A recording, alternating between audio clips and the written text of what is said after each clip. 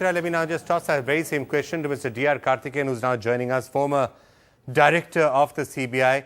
So this has, of course, been a very high-profile case. It's something that the CBI, and Sunitra was just taking us through all the twists and turns that have been there as the CBI investigated it.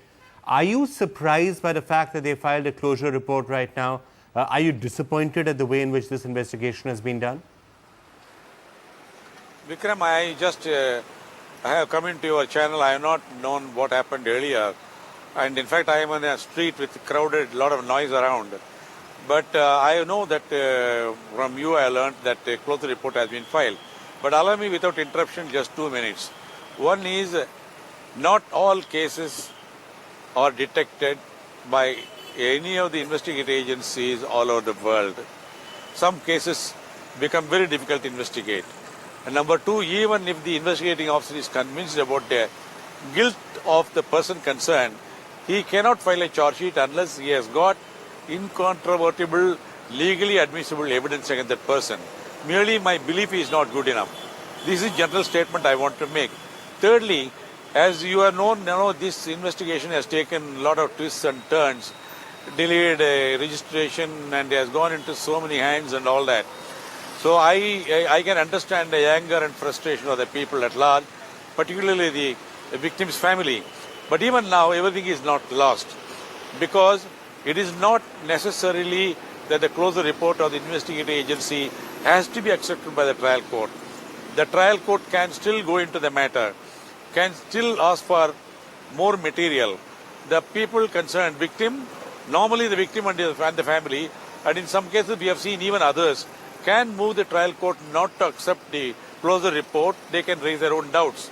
So the trial court and in fact the higher courts also have enormous powers to call for the documents, ask for more witnesses to be examined, and even if there is no more evidence to be adduced, they can have a reappraisal of the evidence that is already on record. So what I'm saying is, obviously we have to trust the investigating agency. They may have gone through all the problems, but today what is the option left is, for the victim's family, if they have got material, they can agitate before the trial court to ask for review of the entire material. And then it is not, everything is not lost. It has happened earlier also. You have seen that DG Rathod's case also, the High Court also intervened. So it's not everything is lost when the investigative agency files a closure report. As far as they are concerned, that's all. They are not able to establish anything more. But still there is a remedy. All right, Mr. Karthikeyan, we are now being joined by Rebecca John, the family lawyer for the Talwars. Rebecca, thanks for being with us. Pinky Anand's with us as well, Advocate Supreme Court. Rebecca, let me just come to you first.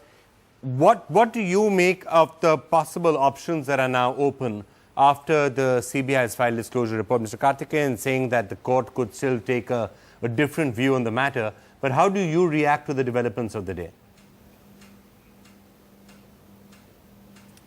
Well, firstly, we didn't even know that the CBI had filed a closure report till a couple of hours ago when television channels began to contact members of the family of Aarushi Talwar. So we were never told by the CBI that the case was heading towards a closure report. Having said which, once a closure report is filed, it is for the magistrate to either accept the report or reject the report.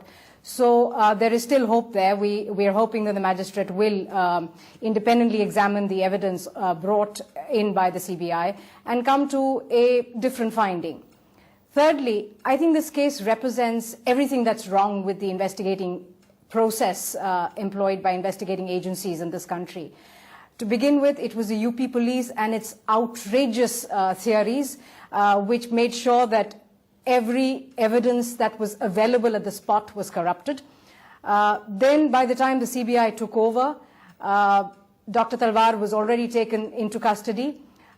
They started investigating. They had to undo some of the damage that the UP police had already done.